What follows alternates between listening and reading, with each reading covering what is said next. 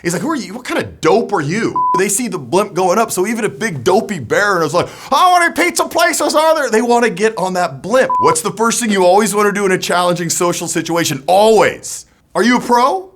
Amateur? Intermediate? Socially? What would you say?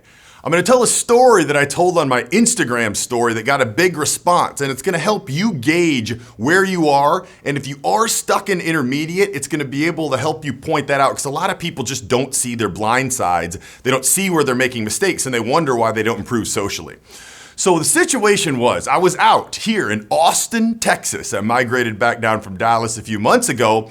And I was out with a buddy and a group of girls. I think it was maybe 6 people.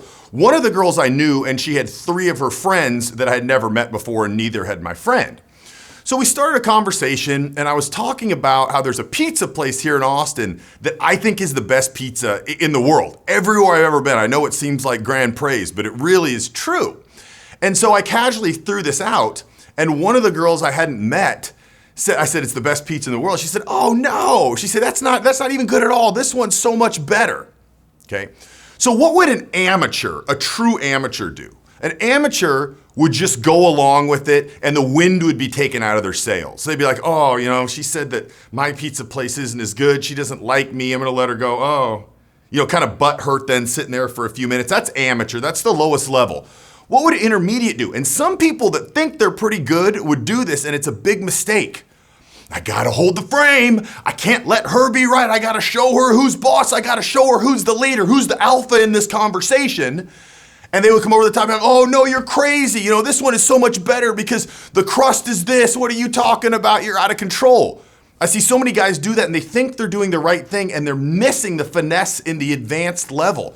The key of this interaction, is it proving what pizza is better? Does anyone even care? Do you make a commission every time a pizza's sold that you got to convince everyone in Austin to buy? No. What's the goal of any social interaction, especially when I was just meeting these girls for the first time? I didn't know them. Good mood. You want them to associate you with fun and good feelings and positive energy. Yeah, you don't want to be pushed around. That amateur response isn't right. But what you want to do, first of all, what's the first thing you always want to do in a challenging social situation? Always. No emotional reactivity. So the wind's not taken out of your sails like an amateur. You're not butthurt. No problem at all. You can even smile a little bit. Ride that wave. Oh, really? She likes this other pizza. What's something that could get her feeling good? Ask her about it. Really? Better than this? That's incredible. What do you like about it? She's like, oh, it's thin crust. It's this and this. I said, that sounds really good. I think I'm going to put my order in now. Anything you want to do, that's kind of cheesy. Maybe don't say that. But ride that wave. So you're going to ask clarifying questions to let her feel good about her favorite pizza place. And then once that conversation is going and people see the good energy coming from me and her, what happens to everyone else in the group? Well, they want to be involved. So they may say, oh no, you guys are crazy. This one's better. Or, oh, I've had that. It's great. Because they're seeing this good mood blimp starting to get filled up that me and her are on, and they want to ride that blimp. Everyone wants to rise in their good emotions, and it's so hard for people to get that nowadays. So when they see 2 people doing it, they want to join in. So when they join in, once again, it doesn't matter what they say. Whether they say, you're crazy, it's this and this, all they're trying to do is grab the blimp. So monitor and tailor your response to that. Don't logically think, oh, now this person said Papa John's. Oh, they're crazy. Did they hear about what happened with Papa John's? No, just think they're trying to grab the blimp and ride it. So you laugh with them. You're like, whoa, we got 3. How many different people, how many opinions we got? How much pizza is in Austin? Tell me about this. It doesn't matter. The words that come out of your mouth, those words I just said, they're pretty stupid, right? But people feel that energy behind them. That's actually a good example. So in this little video, the 2 examples I've given you, pretty dumb, right? How many different pizza places are there in Austin? But it works because the energy is going up. They're riding the blimp. They don't care what's painted on the side of it. They don't care if it's red or blue. They see the blimp going up. So even if big dopey Barron is like, how many pizza places are there? They want to get on that blimp. Lower the bar for what you're saying, for the words you're saying. Realize logically it doesn't matter.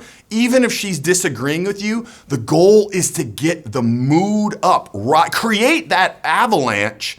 The avalanche maybe isn't a good example because the avalanches are going down. I like the blimp. Let's stick with that. Create that Goodyear blimp that other people can ride. And then immediately That first impression of you, when that girl that you just met who's friends with the other one has a party, does she want you there? You're the good mood blimp man. Yeah, but Barron the blimp, I want him to be there. People are gonna love him. I can't wait for my friends to meet him. Why?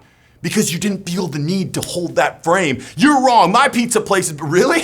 Gee, that sounds amazing. What do you get there? What kind of pizzas do they have? Oh, the blimp is taking off and everyone is gonna jump on. Now, one of the things I'll say is, what if you're in a conversation and let's say it's a guy this time, just to kind of spin it up a little bit, and you're talking about pizza, and he says, oh man, you're a dope. What kind of person would say something like that? That dude's not trying to get on the blimp. That guy's trying to make you look bad, a very different thing.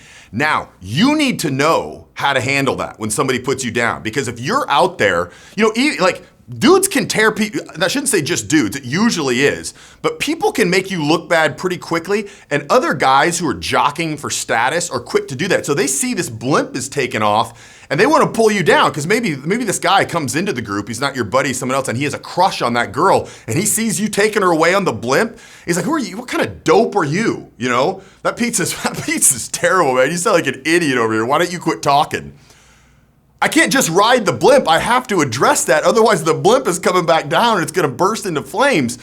Being able to come up with a quick comeback when someone puts you down not only stops you from being pulled down, it makes you look even higher. Because now you're taking off with the blimp. This guy's trying to pull it down because he has a crush on this girl or for whatever reason, and you just handle him like nobody's business. That speeds the blimp up. It boosts your status up massively. I've got another video on YouTube where I'll walk you through the best ways to always have a quick comeback so you can actually check someone or put them in place when they try to talk down to you or make fun of you. I'll put the video right here and I'll talk to you there now.